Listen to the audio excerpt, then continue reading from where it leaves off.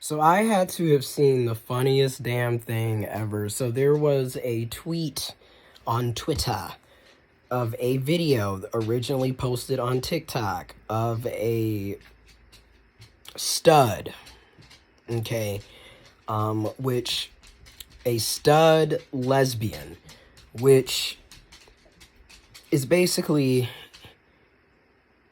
a masculine presenting lesbian, okay? But that wasn't the point of it. But the funny part was the fact that it was a butch queen, which is typically a gay, feminine man who basically was like, yeah, the real issue is what's going on with these studs? How come y'all not hollering at us? Because there are butch queen, gay men, bi men, pan men who are attracted to masculine lesbians, masculine women, masculine feminine people.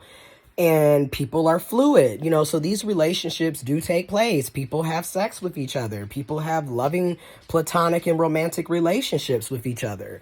But the funny part was the fact that when the stud came on, the stud lesbian, when she came on, she was like, I don't know what part of the LGBTQ plus community you're on, but we're fine over here. We're with the other lesbians because that's what the L is. And it was just hilarious. But then it got me thinking about a lot of things that, like, I'm going to just say it. It's almost like the problem is cis men. Because, my God, even y'all are coming out and saying within the gay community, within the MSM community, men who sleep with men, etc., in that community, y'all are admitting, and most of the time, it's the bottoms and the verses and the men and masculine people who are feminine or fluid with their gender identity and expression, and or, like I said, the bottom.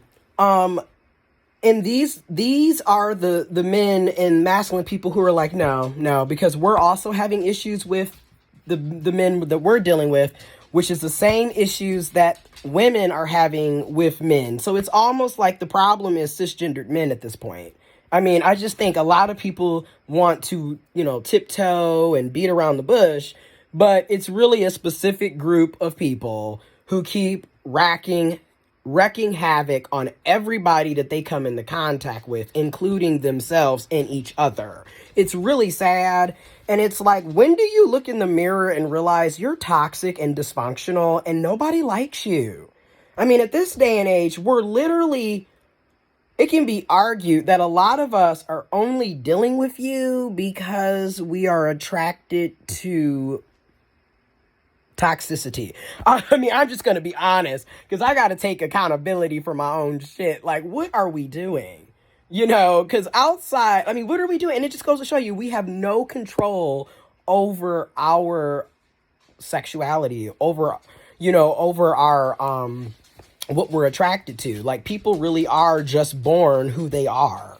You know what I mean? Like, because if that was the case, why would we want to keep dealing with a population who treats us like shit on a continued basis?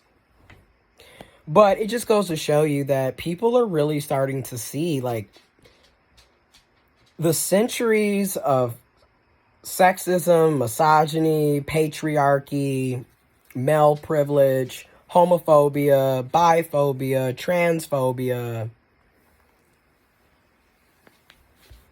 toxic masculinity, the list goes on, and it just all comes together to cultivate horrible ass cisgendered men, regardless of sexuality, regardless of race and ethnicity, regardless of education level, regardless of class status. Because you can be talking to someone who is poor, who ain't about shit, and you can be talking to a man, a cisgendered man that has money and wealth and education, and he still ain't about shit. So it really doesn't matter. You could be talking to a black man, a white man, a Hispanic man, a Native American, an indigenous, And the likelihood of them being toxic and dysfunctional is still going to be high because they are cisgendered men and because they are literally socialized to be selfish, inconsiderate, self-centered, narcissistic, manipulative, don't know how to convey their thoughts, don't know how to communicate.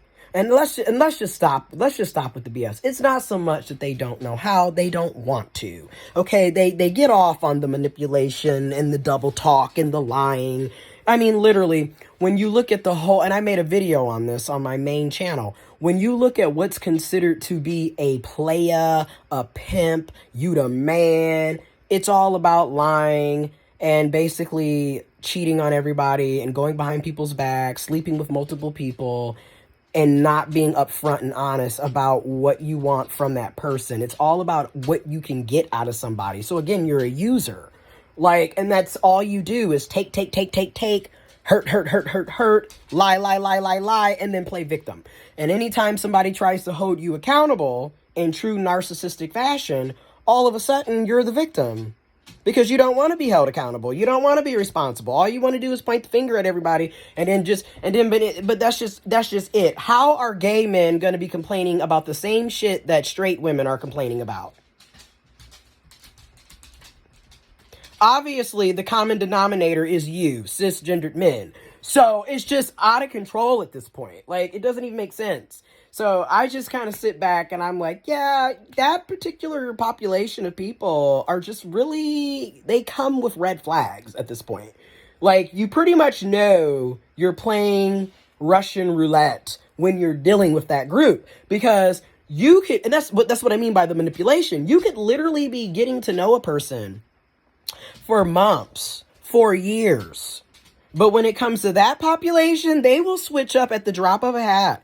I mean, you will literally see people married to these men, and then literally, it's like night and day. All of a sudden, this person is just abusive, violent, condescending, jealous of you, don't like you, stalking.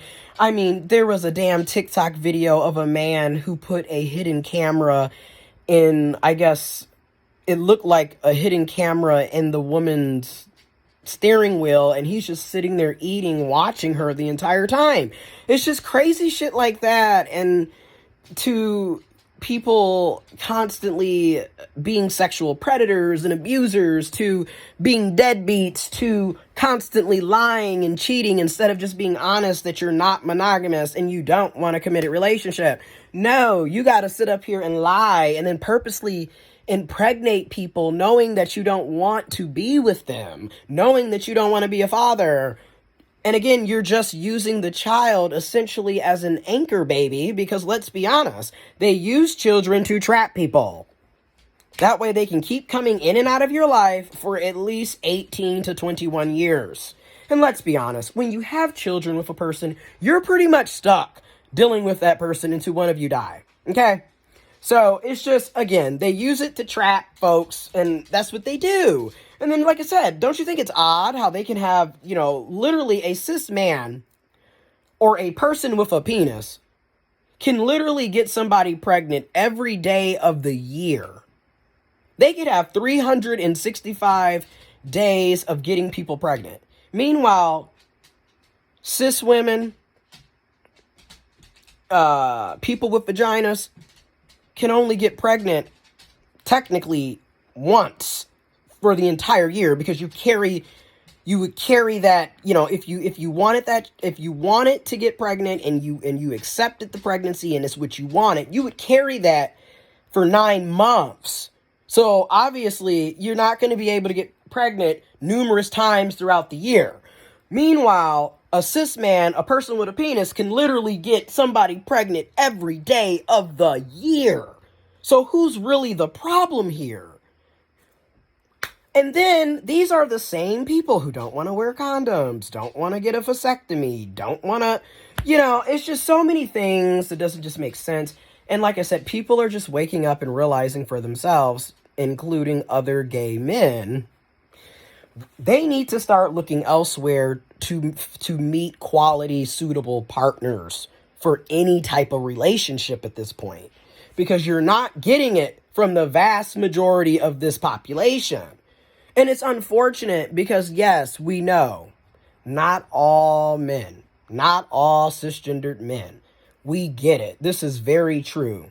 However, if there's 10 cisgendered men in the room, in my opinion, at least 5 of them are going to be toxic and dysfunctional. So you're literally playing Russian roulette. Okay? And then out of the other 5, you got to understand that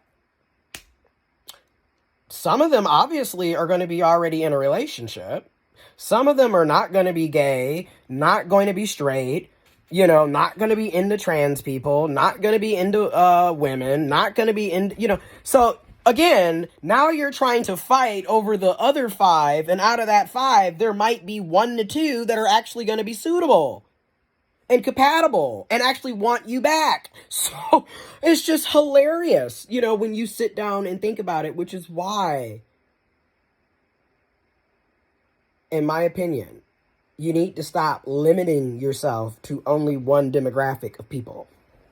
And that's for everybody, honestly, because, if you find yourself always talking to the same demographic of people and it never works out and it's always something negative and toxic, yes, look inward, look at yourself, take accountability. You probably need to correct your own toxicity. I know I have to, and I know I've been working on it for 4 years, and I'm continuing to do it, because it is probably you know what I mean? Let's not be self-centered and narcissistic, because guess what? Sometimes I'm the fucking problem. So, look at yourself, and then also, maybe, hypothetically, just a little bit, consider dating outside your comfort zone, dating outside of your so-called preference, because after a while, it's kind of obvious, doesn't really work out. But I just wanted to, say something real quick about that, because and I'm going to try to link that video. That shit was so hilarious, because it's almost like the problem is cis men.